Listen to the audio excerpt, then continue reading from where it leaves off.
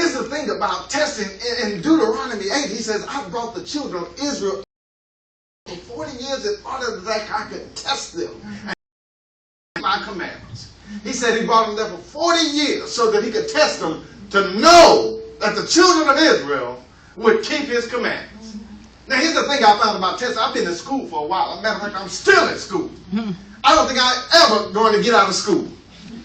Problem is, here's how they do, Miss Benjamin. This is how they test you. See, the teachers know this. They teach you first, then they want to test you on what they taught you. That's how they do it. I'm still in school. That's what they do. They still, hey, we come to class. I sit there. They teach me something. Then they want me to regurgitate that information on the test. But now, you know, at this level, they want me to write papers. They said, well, regurgitate it in 15 pages. I'll be going, man, can we do this on a test A, B, or C? I prefer A, B, or C. I like the ABC days when I can just circle one in. But now you got to regurgitate everything in paper format of 15, 20 pages. That's what they want you to do now. They teach you, then they test you. But I found that God's a little different. God does it a little bit different. He tests you first. Then God teaches you. He tests you to find out where you're at.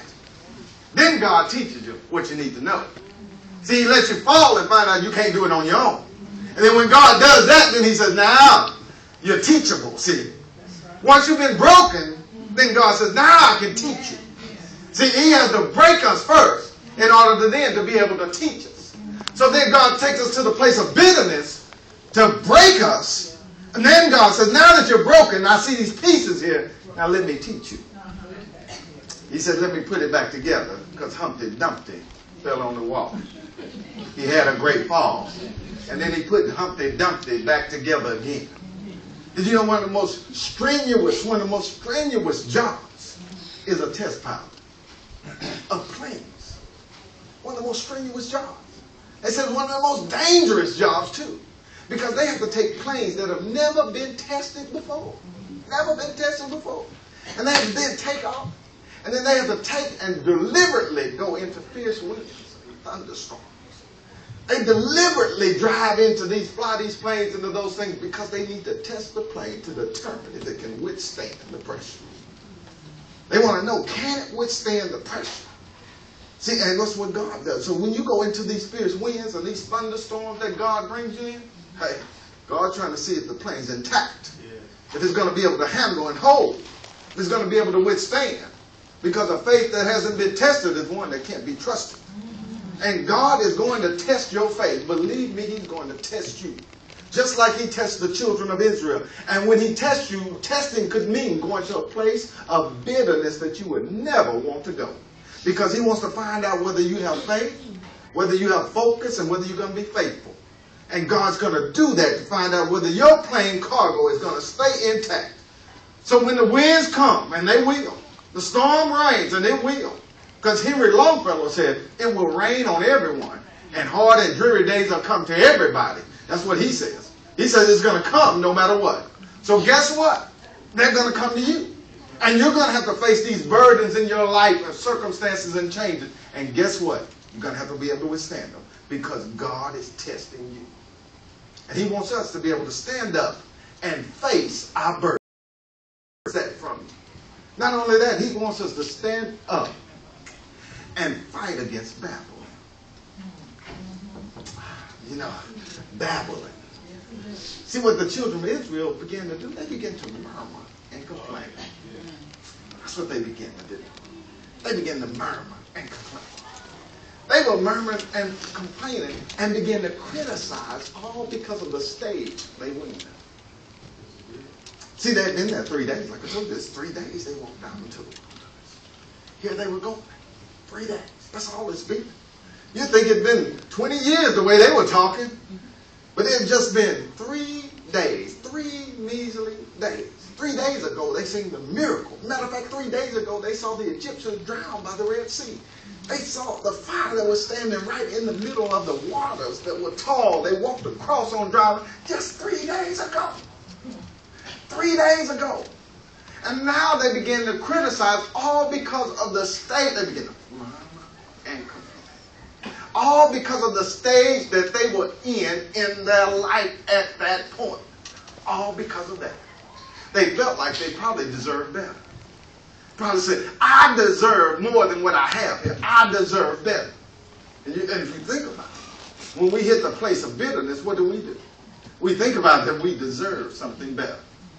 That's all it is. See, they had been 3 days, and then all of a sudden they began to murmur and complain, and they were going, I want something different. It was like my professor, he gave me a 60. Can you believe that? 60? A D. A D.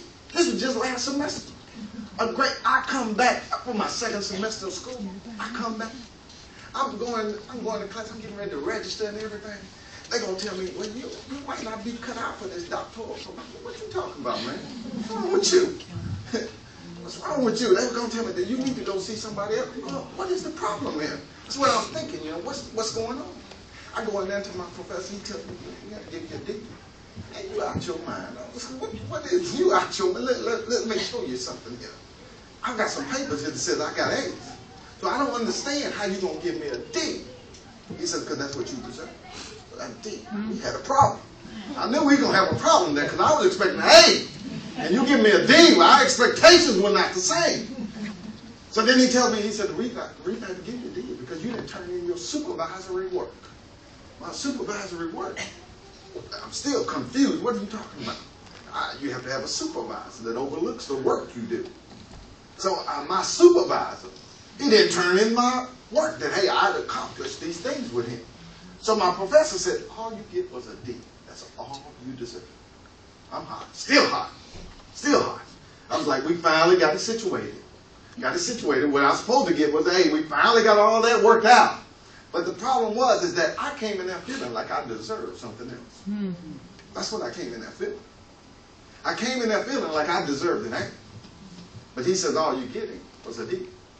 I came in there feeling like I deserved much better.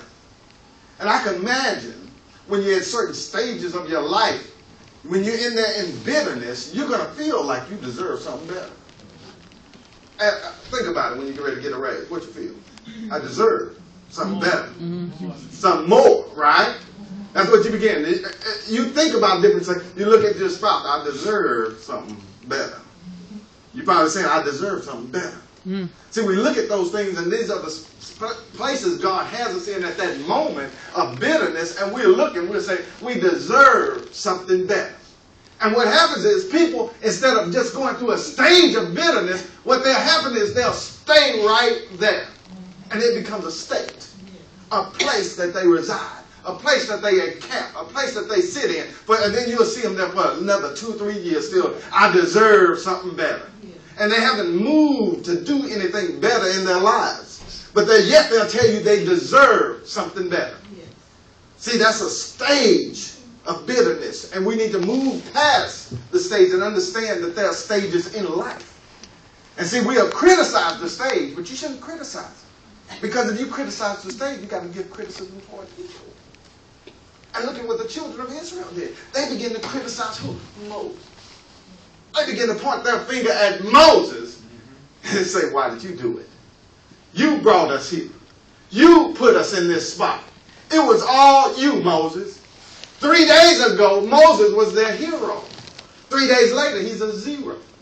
3 days later, he was their coach. 3 days now, he's their villain. 3 days ago, in verse 1, they were singing songs to Moses. They had him up on the shoulder, walking him around. Moses, Moses. 3 days later, they ready to crucify him upside down. Yes. 3 days. All because they began to criticize the stage they were in. Then they moved their criticism toward people. Yeah. And that's what happens. You'll start to murmur and complain, and then you'll talk about the bitterness of stage that you're in and don't realize that it's simply another step. You might move into sweetness, but then you'll criticize the people that are around you, or people begin to criticize you. Begins to happen that way. So a pastor was moving into a church. He was going to take over. He's leaving seminary, kind of his first church. He was going to pastor there. When he get ready to move in, the people come and they helped him move his furniture all into the house. Boom. He moves everything in. Then there was the one deacon saw him at Sunday. The next Sunday showed up. He said, Pastor, you know what? I wasn't there. I was not there to help you move in. He said, I wasn't there. He said, but I want you to know,